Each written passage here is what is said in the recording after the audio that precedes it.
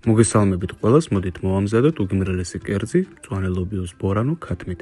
ეხლა კი დროა შევუდგეთ საქმეს. მწვანე ლობიოს დავუმატოთ ხახვი, წიწაკა, ხინძი, ოხრახუში, ქონდარი და ასევე რეჰანი. მწვანილები გადავანაწილოთ თანაბრად და დავასხათ ცივი წყალი. დავაფაროთ თავსახური და დავდგათ დაბალ ცეცხლზე, მოვხარშოთ მზაობამდეს. ეხლა კი დაგვჭირდება ბიუ-ბიუს ნედლი ქათამი. ქათამს მოვაშოროთ კანი.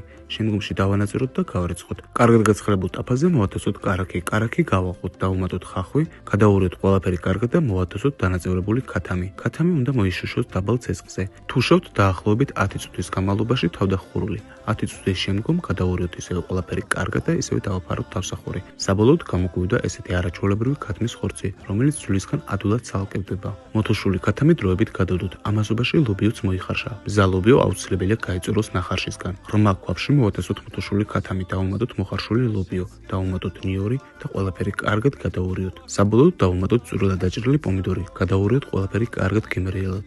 დავუმატოთ გემოვნებით მარილი და კვლავაც გადავურიოთ. ქვაბს დავაფაროთ თავსახური და მივიყვანოთ ადუღებამდეს. საბოლოოდ ისევე კარგად გადავურიოთ და მოვათესოთ სერვირების დეშზე.